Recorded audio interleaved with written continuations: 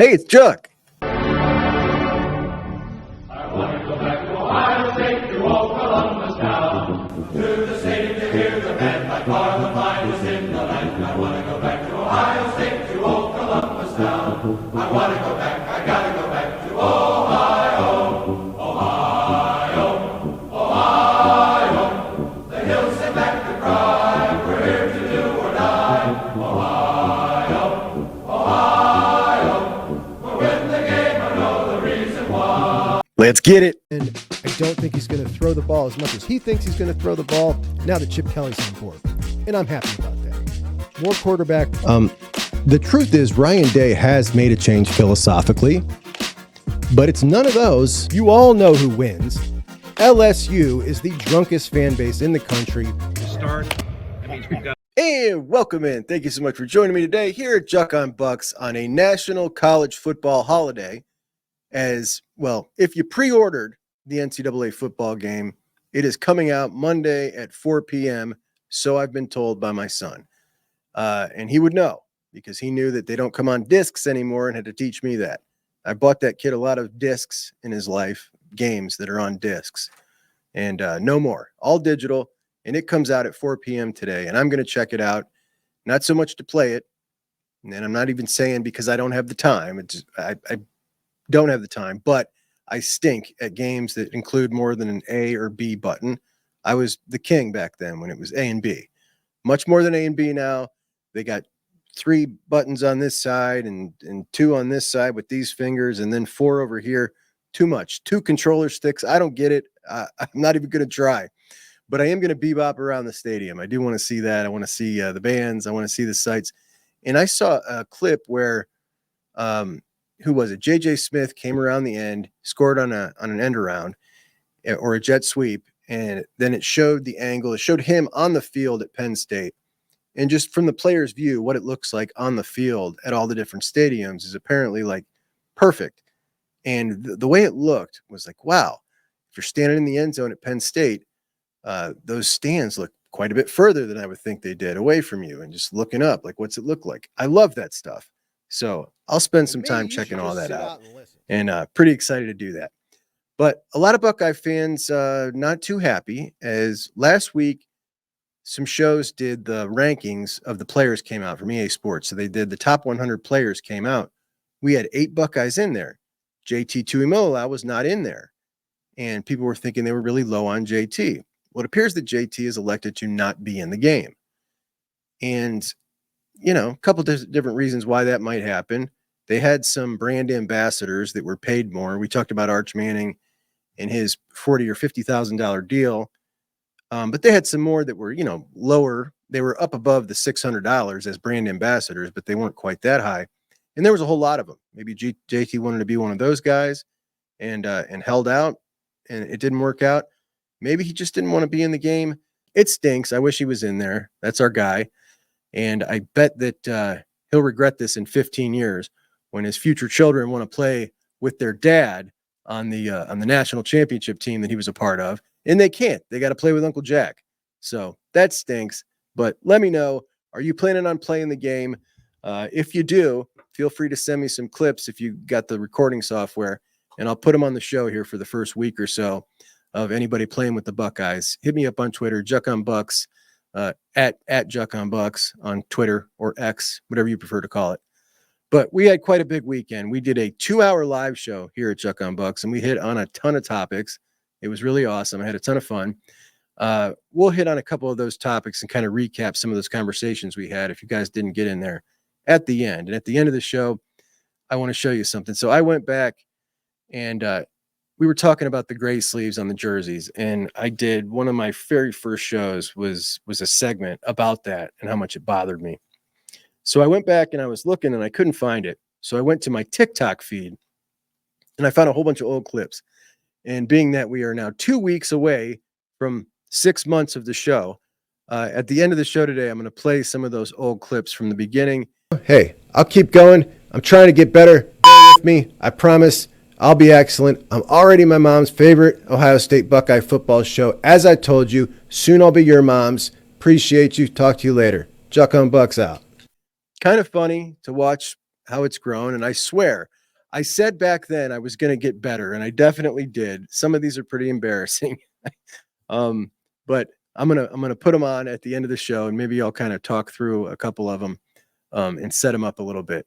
But over the weekend, Kalen DeBoer and Alabama did some damage as they swindled Lane Kiffin again. Keelan Deere, the number 1 running back in the country from Mississippi, was committed to Ole Miss, and he has since decommitted and was thought to eventually he was going to be with Alabama, and he still may be. He hasn't committed yet, but Alabama signed the number 1 wide receiver in the country, not named Decorian Moore, Caleb Cunningham, who is also from Mississippi and was thought to be an Ole Miss lean. They signed him, and they had a 2 5-star weekend as they also signed at Alabama Ty Haywood, who is a 5-star offensive tackle out of Texas that all the Texas insiders thought that they were going to get. Now, as a result of signing those 2 5-stars, things have seriously tightened in the race for number 1. In fact, Alabama has jumped ahead of Ohio State in On3's class ranking, but we don't go by On3. We go by the 247 composite when we talk about the recruiting crown. And the Buckeyes are still in first place there, but it is by the slimmest of margins. I'm going to pull it up here. What we've got going on here is Alabama, Ohio State, Georgia, and the plucky ducky upstarts when it comes to upper echelon recruiting. They've now entered it, and we've got the 4 of these teams who are going to battle all the way to the end of this sucker until signing day for that number 1 class. It is tight. Georgia and Oregon back a bit right now, but they've both got a bunch of guys who are about to make their decisions. I think several of them going to commit to them, and we're going to see a really, really tight race. It's kind of getting exciting. It's getting fun. And in a year where the Buckeyes have an absolutely amazing class, and it doesn't matter if we finish number 1 or not, but it is a matter of pride. The coaching staff wants it. The players want it. I want it for them. I want it for us too. I'd like to have those bragging rights just one doggone time. We've been so close so many times. We've been in the number 1 spot so many times through July, and then everything just kind of peter out. Or Bama and Georgia surge ahead of us. And I'm hoping that is not going to happen this time, though they have it on 3. So we'll see. We'll keep a close eye. Obviously, we still got some super big ones to win. David Sanders, maybe flip Malik Autry, who's now a 5-star in the 24/7 composite. And that's still possible.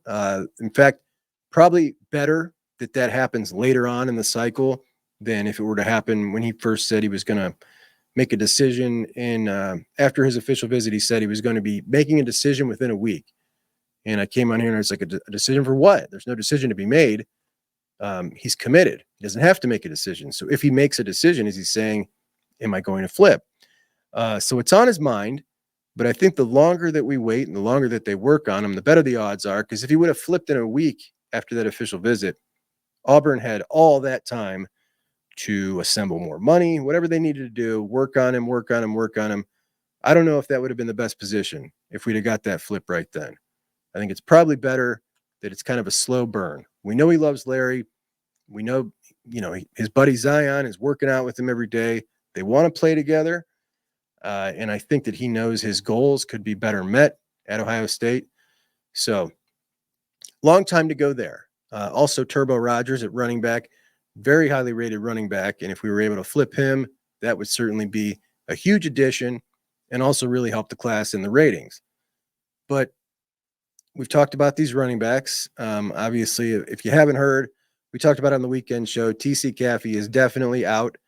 And and just the relationships that you have and the impact that you can have on people, and especially in the place that we're in, and the opportunity that we have to impact others and others that don't have the same gifts and talents that we do. It's that's the best part of it for me. Is it nice to see the joy of just showing up? Oh yeah, it's I mean, just and for us it's like I'm in this building every single day, and you kind of take advantage of it a little bit, take it for granted, I think. And, you see these guys out here just so happy to, just be here, and it's refreshing a little bit. You know, it's cool. Now that you've been here for 6 months, just how much more comfortable do you feel when you first got here? So much more. You know, the guys have taken me in a ton, and being able to go through, you know, this second training cycle here. You know, obviously we had the winter spring ball, and then now this summer I've really felt like I've kind of settled in, and you know, the guys have been great to me, and we're really starting to come together as a team, I think, and you know, we still got a ways to go, but we're doing on the right track. And in the background, you could see TC was helping out, and he had a full leg brace on. So TC out, down to 4 running backs now on the roster, and that is a precarious spot to be in, with just Quinshawn, Travion, James Peoples, and Sam Williams-Dixon, 2 freshmen. So the 2 best backs in college football are the best running back tandem for sure, and then 2 freshmen. James Peoples, a very talented freshman, physically built enough for the rigors of, you know, carrying a load, but that's a rough spot. That's a real rough spot. 1 or 2 injuries to running backs, and we're looking like we're going to need to pull somebody in that room that's not supposed to be in that room. And I don't know who that is. I don't know who they're leaning towards for that role. I guess we could go through the roster and kind of pick out, you know, we know a lot of these guys ran the ball in high school, some of them very good. One of them, Caleb Downs.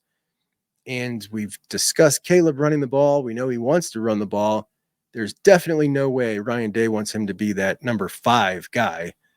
But somebody's going to have to be if there's a couple injuries. And I don't know who you're going to put in that spot. But it might get interesting. It might get real interesting, because last year we certainly had more than, you know, what at one point we had 3 guys dinged up in the running back room.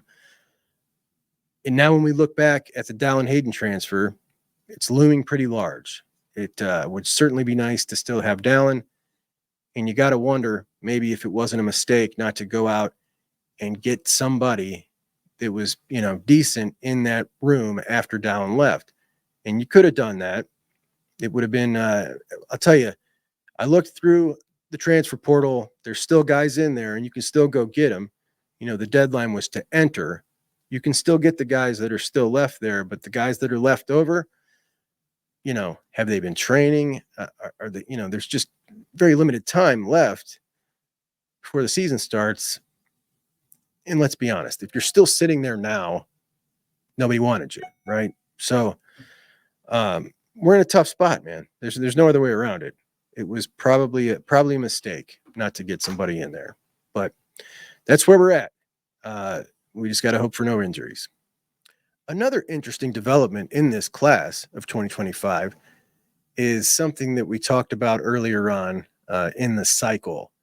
And that is, there was a bunch of people after the first cycle post NIL who had been kind of championing NIL, and NIL is going to be good for the game, not bad, and everybody's going to prosper from this, who were pointing out that that first class, so many more teams than ever before had a 5-star on their team. And I just did not think that's the way it was going to go. NIL was going to make the strong stronger, and it was going to bring up a couple of programs like Oregon and Miami, who were willing to spend a lot of money, going to bring them up a little bit. But it wasn't going to help your average program to, you know, get to the next level or get more 5-stars. And it did that one year. And guys like Dan Wetzel, who were part of that, you know, championing the NIL and no rules, no guardrails, that's kind of had been his viewpoint the whole time. He was very happy to point out that that first recruiting cycle after NIL, more teams than ever before had a 5-star.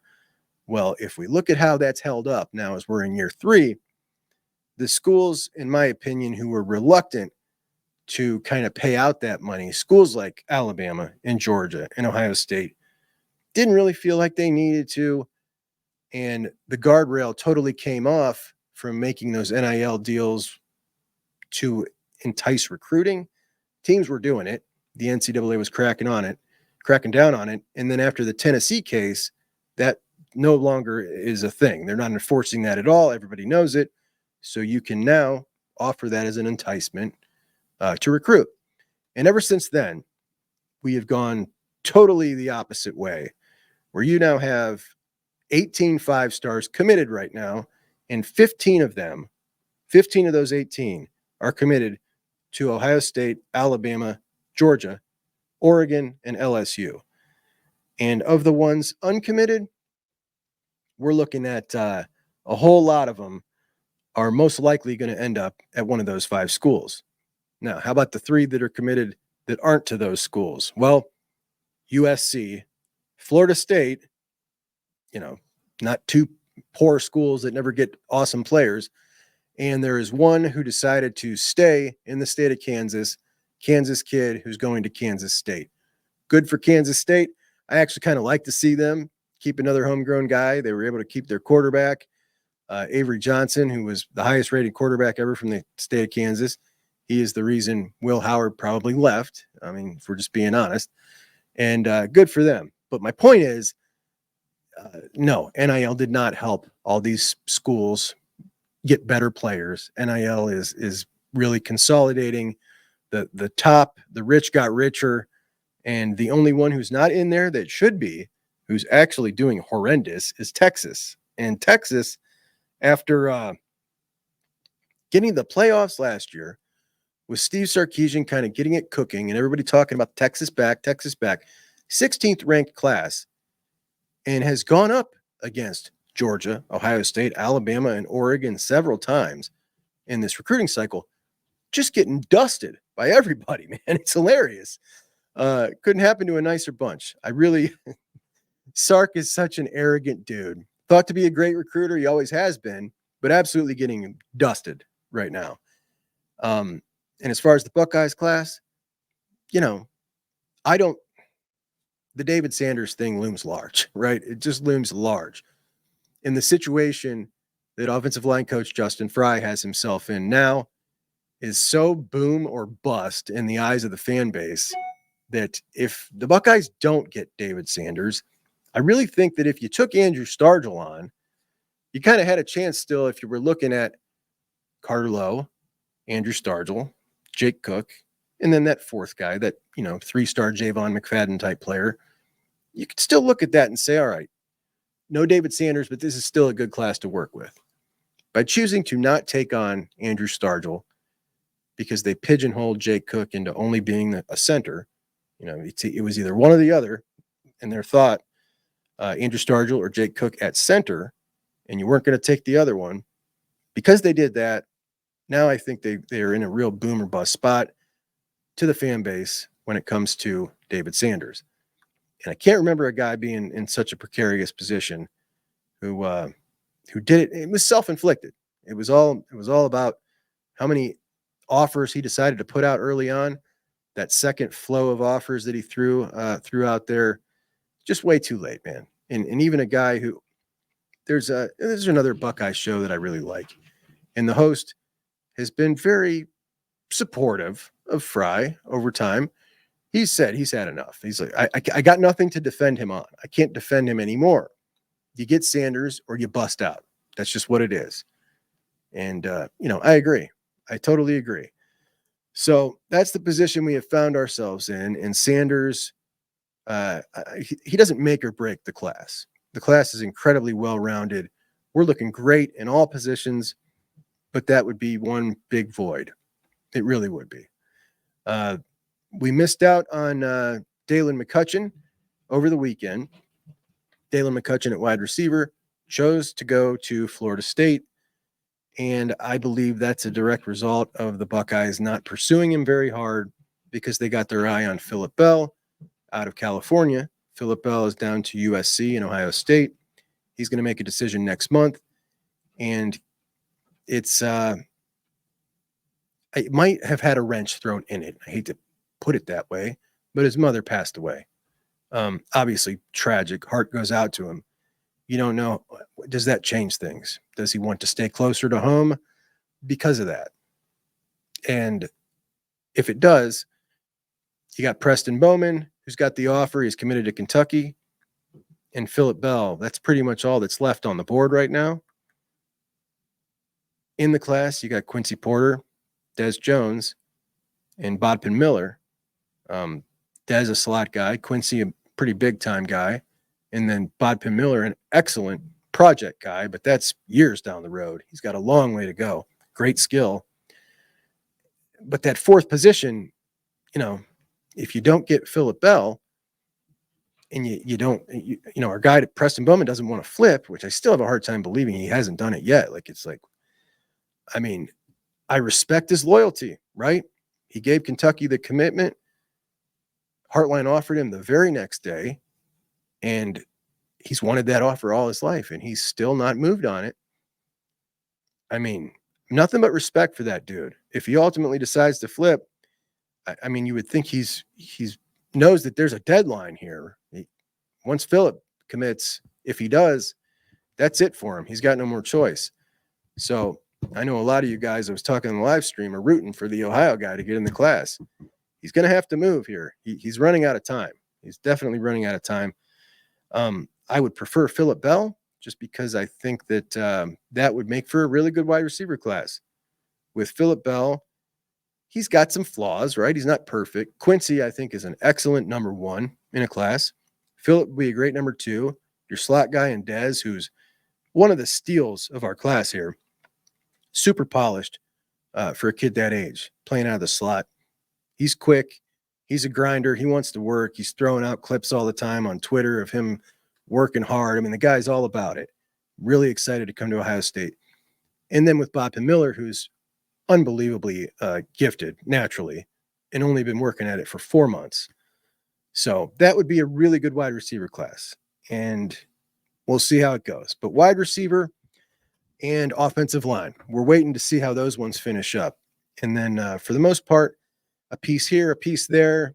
They want one more cornerback. We're definitely in the market for one more defensive tackle. Hopefully that is Jahkeem Stewart if he reclassifies, or a flip from Malik Autry, or both. But Jarquez Carter, they're going to take him too. He's going to commit, next weekend. So next weekend, Jarquez Carter makes his decision at defensive tackle. If he is in the class, they're going to take him if he wants to come. And still, obviously, the spots remain open for Malik Autry, for Jahkeem Stewart. And I don't think, some people think it's a mistake to bring in Jarquez Carter. Like that might be a deterrent. Now, if you pair him with Trajan Odom and Maxwell Riley, you've got 3 defensive tackles. I don't think that Malik Autry or Jahkeem Stewart are concerned with any of those guys. These are 2 dudes who, let's be honest, they're the best guys in the class. And I don't think that they're concerned about anybody or anybody's numbers. They know anywhere they go, they're going to be the top dog. And, I want dudes to look at it like that anyway, even if they're not in other people's eyes yet. Like Trajan Odom, I got big hopes for that kid. I think he is quite a bit better than most people think. And I think he's going to be a real pleasant surprise once he gets on campus.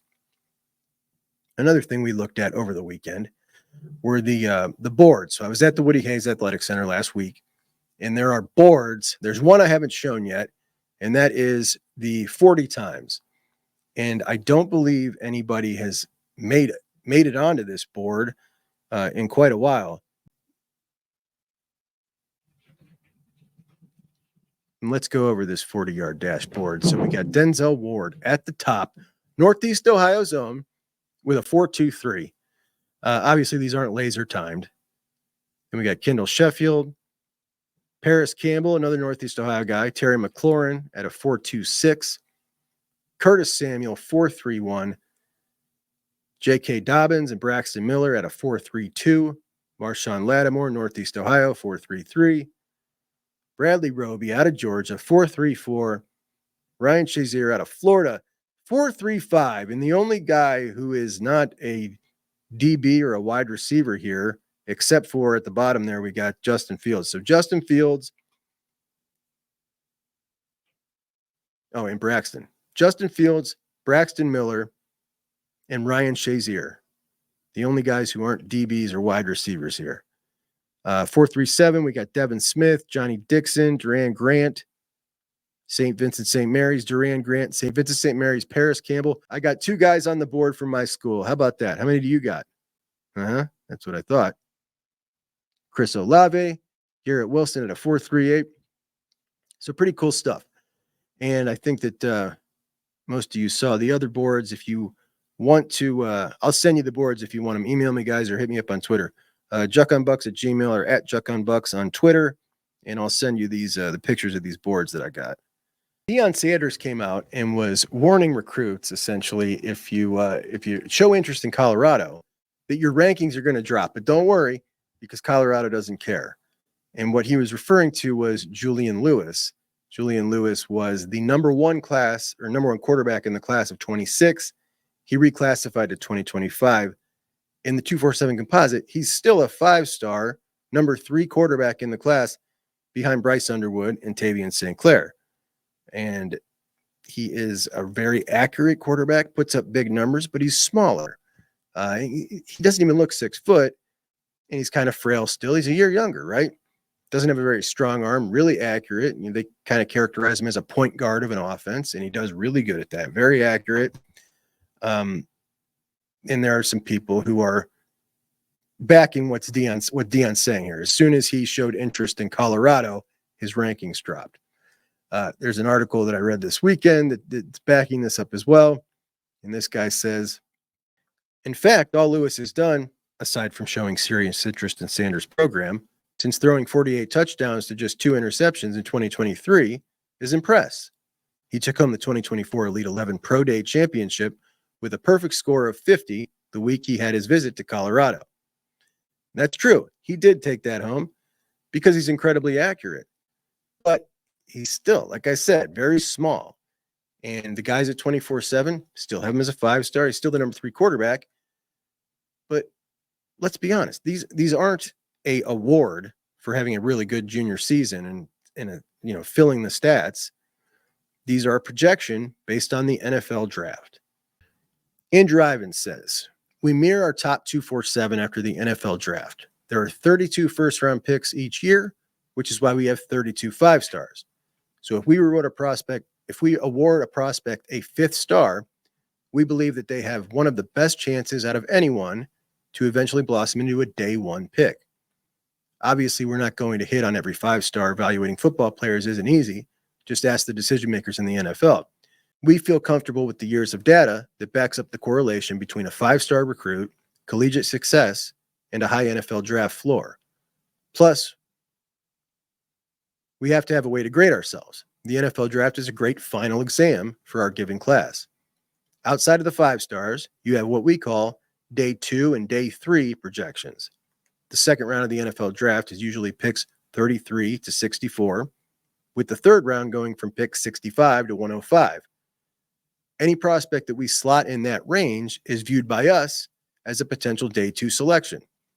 Again, we're not going to be right on everyone, but prospects in this neighborhood usually check off box after box after box.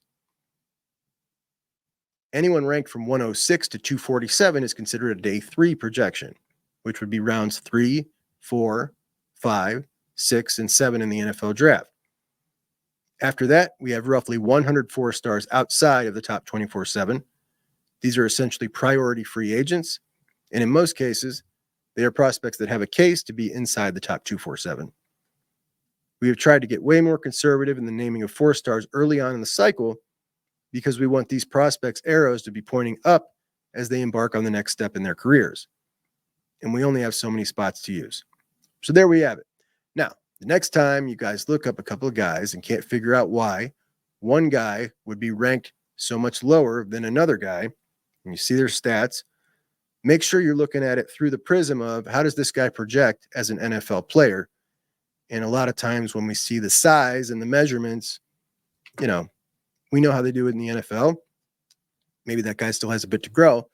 But if you're looking at a guy like a Cody Haddad, maybe you think he's lower than he should be. Look at it through the prism of I'm projecting him not just how he's going to do in college, but how is he going to be drafted in the NFL? And if you are undersized, you're obviously not going to be drafted in the NFL. So you need the prerequisite size. When you look at a guy like Julian Lewis, who is, let's be honest, this is a small dude, man. Excellent arm, but a small dude. While that may work for excellent college success, it's not going to really correlate into the NFL draft unless you are a supreme athlete like Kyler Murray. And he's not that small, but he's under 6 foot. Speaking of recruits in the Buckeyes class, reality setting in for everybody now about Trey McNutt. on the beat. The Letterman Row guys still had him crystal balled to Ohio State until this weekend, and they've come to terms with it now. The legacy angle is not helping anyone. In fact, I believe it's just the opposite. Here's Alex Gleitman from Letterman Row. He's a recruiting analyst, been there for quite a while, been in the Buckeye recruiting beat maybe 10 years, 10 to 14 years. Gleitman says at one point this year, the common thought was that while McNutt was saying all the right things and taking an objective approach to his recruitment, that he would eventually end up following in his father's footsteps and ending up at Ohio State. Not if you watch Juck on Bucks. It turns out that Trey seems pretty determined to forge his own legacy. I told you that 4 months ago. And it would almost be shocking at this point if Ohio State is the pick next Friday. I had previously logged an RPM pick for Ohio State earlier this year, and I still think Columbus could be the final destination. But the current intel points to Oregon giving OSU another gut punch here and landing McNutt, and I am thus flipping my pick from the Bucks to the Ducks. Speaking of Ohio State, I don't think the program could have done much differently here, and the upcoming decision seems to be the result of Trey just feeling very strongly that he wanted to do something else. That's 100% true. The dude just did not want, he was never interested in Ohio State. He never was. He still isn't, but Gleitman still can't accept it, as he goes on to say that the Buckeyes did not get his official yet. I still think he's expected to do one this fall, and it could happen. Now, there's no way that OSU gives up pursuing McNutt until he signs somewhere else. And I wouldn't totally be shocked if those efforts cause a tough decision down the stretch for the Shaker Heights star.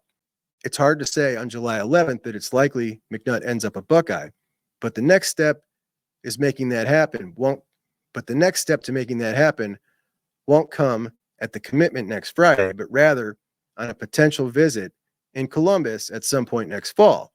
If that happens, it's game on, and a very real possibility for a flip to happen. So he's almost accepted it, but he's still hanging on to a thread. I don't understand. I really don't understand what is so difficult to grasp here. This dude never wanted to go to Ohio State. His mom doesn't even like to hear him referred to as a legacy on a crappy podcast.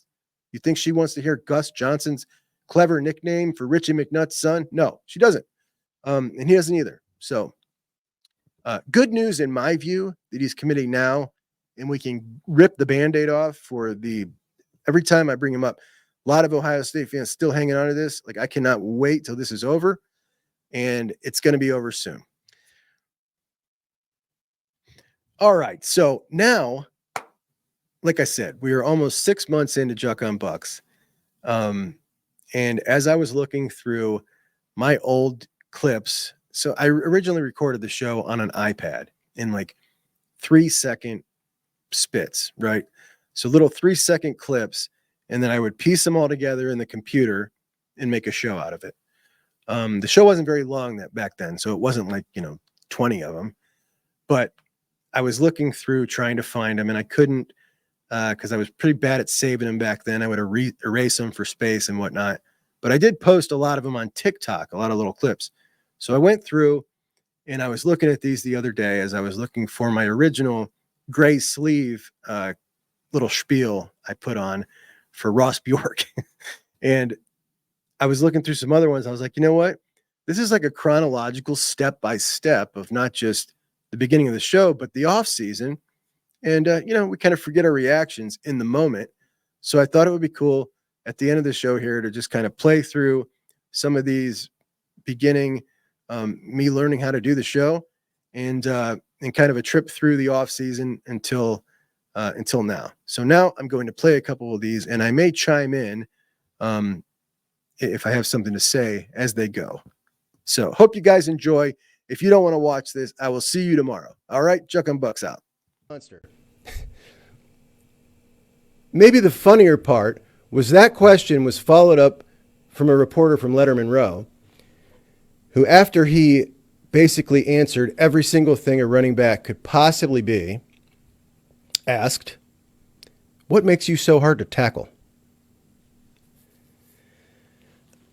Look, access to these guys is so limited. We get to hear like 10 questions from the media. And if you're going to come and ask a question that my little sister would have asked Robert Smith when we were kids, then maybe you should just sit out and listen. Because the truth is this, they are scared when Ohio State plays this game. When I look at the message boards from the Southern schools, I was checking out some Auburn ones, checking out some Georgia ones. They're absolutely terrified, and all they want to do is sit and talk about Ohio State and the bag man. And it is so funny listening to these Southern dudes talk about Ohio State legally making NIL deals when you got schools like Auburn who literally bought Cam Newton, and we all know it. We know it. And on their board, they're over there talking about Ohio State and their massive NIL and how they're trying to buy a championship. They're morons, okay? Judkins. Quinshon Judkins from Ole Miss, the best running back in the SEC last year, who's going to join Trey to make up the best backfield in the country this year. He tweeted 2 minutes after Michigan won the national championship that he was coming to Ohio State. And he was asked if that was planned. He answered that that was not planned. Now, he's full of it, but I got to say, I appreciate what he did. I think it's important to note right off the bat that every single one of these guys was asked if NIL played a role in their decision coming to Ohio State, and they all answered absolutely not. So there we go. You know, hey, I'll keep going. I'm trying to get better. Bear with me. I promise I'll be excellent. I'm already my mom's favorite Ohio State Buckeye football show. As I told you, soon I'll be your mom's. Appreciate you. Talk to you later. Juck on Bucks out. I think I'm doing better. Episode 6 in the books. My mom said, oh, Jucky, you look great. My son, Carmen, said, don't you ever put a picture of my nana up there again. So I'm not going to put a picture of her up today. Deals that have been facilitated.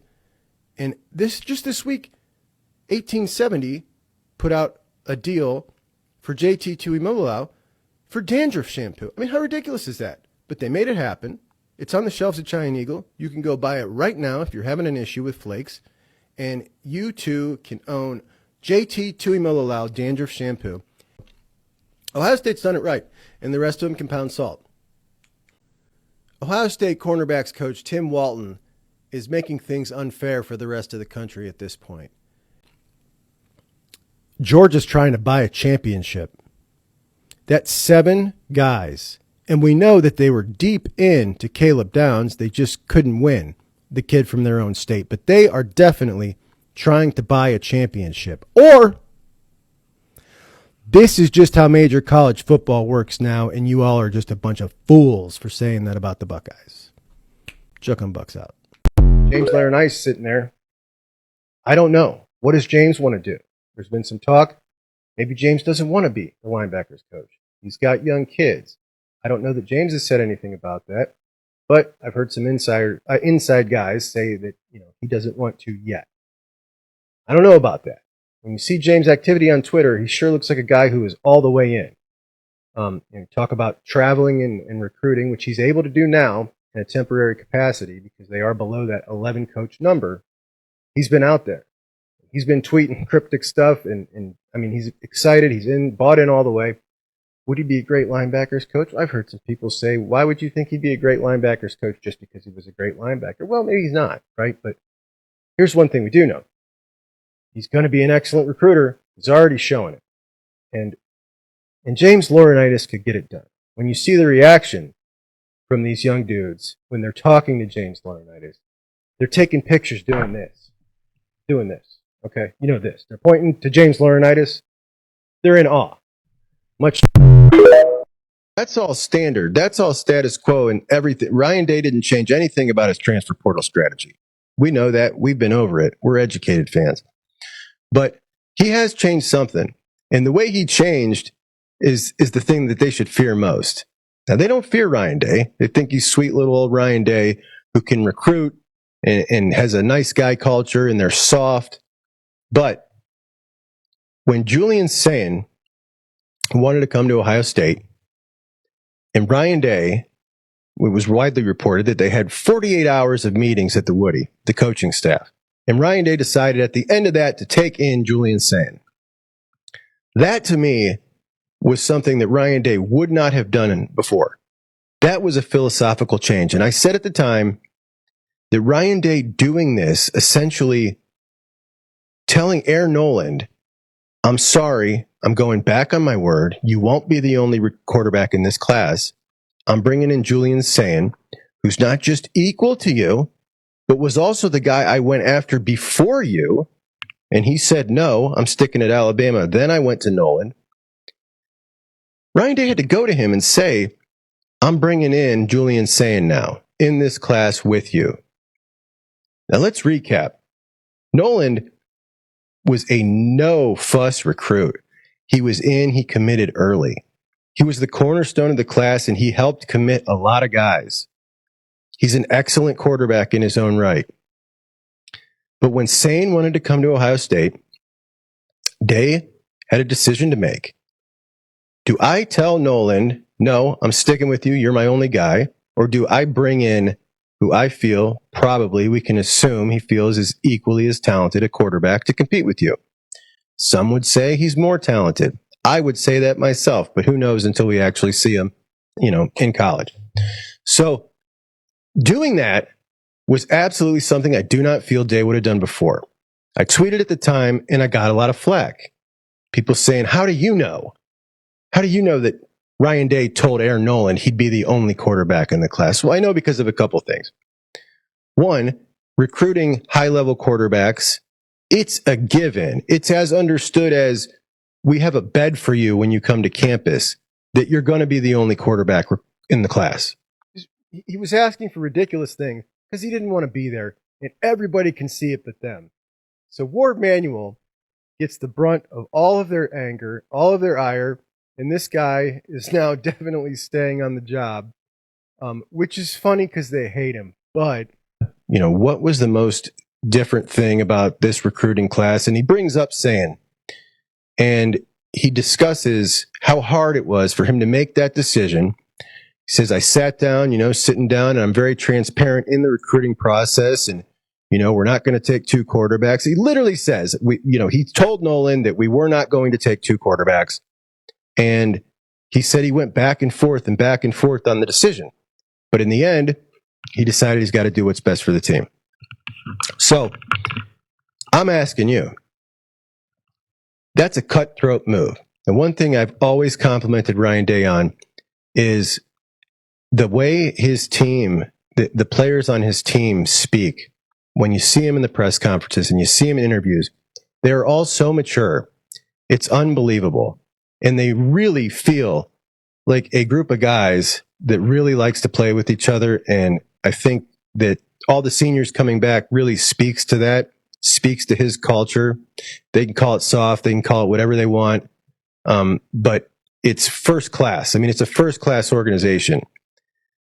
This move, bringing in Sayin like that, kind of goes against how he's built that. But it says to me that he's gone full on killer mode. I'm going to bring in maximum talent every time I get the chance. And if I was the rest of college football, it's not the gobs of money they think that he's spending.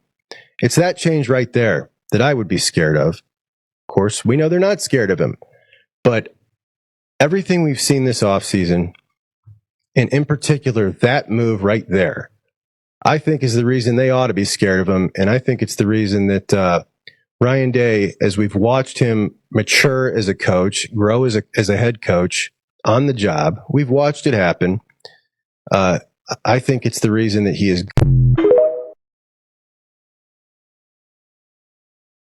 Now, I don't know how you felt at the time. I hated it right off the rip. But I thought, look, I get it. Trying to be fresh and hip. They'll see that we all hate it, and they'll change it back after 3-5 years tops, make their money off jersey sales.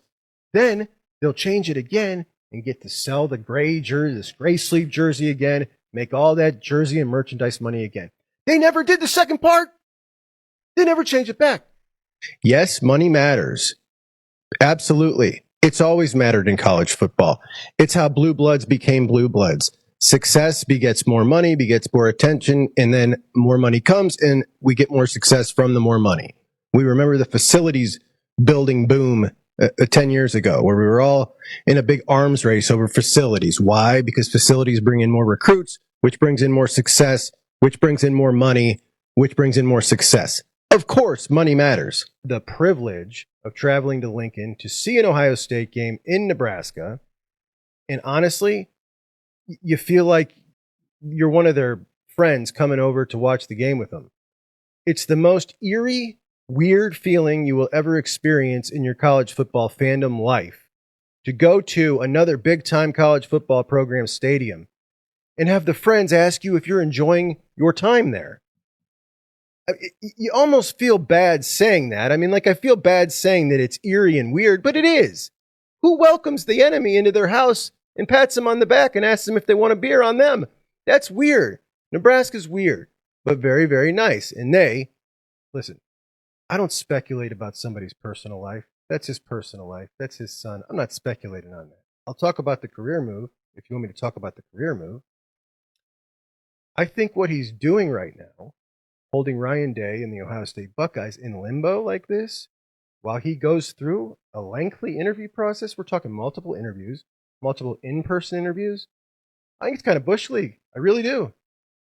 You know, you take a job, you make a commitment, and then another job comes open, and you say, hold on, wait, and he's still like coming to work. Meanwhile, Ryan Day can't move on and go look for someone else.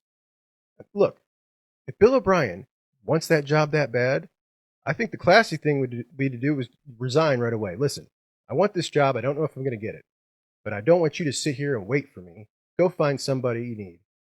I don't deserve it, and I'm not all the way in, obviously, because he's not. You can't say you're all the way in if you're actively looking for another job. That's the way I feel about it. You can get mad if you want, but that's just the truth. It's a Bush League move on Bill O'Brien's part. Sayonara Bob. Drama's over. More than half of his 3-week tenure was filled with nothing but the drama. Get it out. Onto the contingency plan. And the contingency plan is the perfect plan. And it's the one we all were to pick from the beginning, I'd imagine. Most of us anyway. I certainly would. Chip Kelly. Chip Kelly, the legend. Chip Kelly, the man who was offensive coordinator for Ryan Day when he was a player at New Hampshire. His mentor in the business. Goes out, coaches under Mike. And I'm not getting left behind. We're not getting left behind at Ohio State. That's just what it is. If you don't like it, fine. But let's go into the facts. Now, we've seen what a modern era Ohio State jersey looks like with the proper sleeves. And the away jersey. They're absolutely gorgeous. They're flawless. They're more beautiful. I mean, they're just beautiful. Every time we see them, we all talk about it. We tweet about it. We love them. Ohio State's class, the transfer portal class, it's been ranked, and it falls as such. 247, the 8th best class in the country. Rivals, the 16th best class in the country. On3, the 21st best class in the country. 6 total transfers. Texas A&M, 23. Louisville, 26. Colorado, 23. South Carolina, 20. Indiana, 22. Arizona State, 23. Ole Miss, 17. Oklahoma, 11. Miami, 9. Auburn, 9. Florida, 11. USC, 11. FSU, 17. I mean, they're literally lower than everybody. Everybody. So again, explain to me how it has now just become fact in college football world that Ohio State is out there just outspending everybody and trying to buy a championship. It's driving me nuts. I'm sorry to drive you nuts about it, but I can't take college football fans sometimes. And I want more. And I was thrilled with the potential of having a USC on the schedule in addition to that, or an Oregon on the schedule in addition to that. Or maybe some years where 2 of those guys were on the schedule in addition to Penn State and Michigan and an out of conference. Well, we didn't protect the Penn State game. So this year is the last year, this upcoming season, that we are playing Penn State on the regular. That's over. We're going to play them just as much as we play a USC or an Oregon or anybody else in the rotation. Michigan is our only protected game. They're the only team we're playing every year. And that's a bummer. I really hate losing Penn State every year. I know that most people don't view it as a tremendous rivalry, But I mean, we've been playing them for 20 years every year. I think they're all that. They're so obnoxious. They're so annoying, but they're not those. Okay, they're rude. They're just rude. I went to a Bama Notre Dame national championship game, much to my surprise, having been, I'm from the Midwest, right? I'm from Ohio. I've never experienced Alabama fans. My opinion of what they were going to be like was absolutely nothing like they were. They were actually really awesome. The Notre Dame fans, who being from Ohio and being Catholic, there's lots of them in my family as well, they are so rude and so obnoxious that at that game, I felt like I wanted to root for the Alabama fans. Like I wanted to root for them to come out of that game feeling happy. Even though Notre Dame's from the Midwest, I got tons of family that root for Notre Dame. I kind of was pulling for them as we went into Miami, and I ended up leaving feeling happy that Alabama won because they were so absolutely rude, and they thought they were just, can we get the gray back in the scarlet and gray? That's right. I said in that segment, I think, and this was a ways back, I think that Michigan will enter the season with the lowest odds to repeat as national champions than anybody we can remember in recent memory. And right here, we're looking, they have the 8th best odds to win the national championship at plus 1,600. That's horrible. That's horrible. They're the defending national champion. And look, you try to talk logic with them, you've lost everything. You lost your head coach, your defensive coordinator, your strength coach, your defensive line coach, and you just lost Clinksdale, your cornerbacks coach. You got nobody. You got nobody. And they think it's just going to keep on rolling. Combine that with the NFL Combine invites just came out. For comparison, Ohio State had 8 Combine invites. Michigan had like 16 to 18. Let me check that. I want to make sure. 18. Michigan had 18 Combine invites. Like, that's what you're losing off your team. Along with half of your coaching staff and a rookie head coach trying to hire his first ever staff. First ever. Big Ten commissioner and former Ohio State hero, Tony Petitti, has been talking with other commissioners about, you guessed it, expanding the playoff. The 12-team playoff. The one that we haven't played yet, even once. Some really big news to tell you all about the show. And about the direction that the show is going. It's going to be slightly different moving forward as some things are changing, but it's all good news, not just for me, but for you as well if you're a fan of the show. And I appreciate you guys all so much. I could not have done anything like this in my wildest dreams without all your support. And I appreciate you for giving me a shot and for sticking around. And for those of you that call yourselves Juckeyes, that's the coolest thing ever. And I absolutely love you guys. And thank you so much. So big news in 2 weeks. Thank you so much for watching the show. Please hit the like button on your way out. And I will talk to you soon. Juck and Bucks out.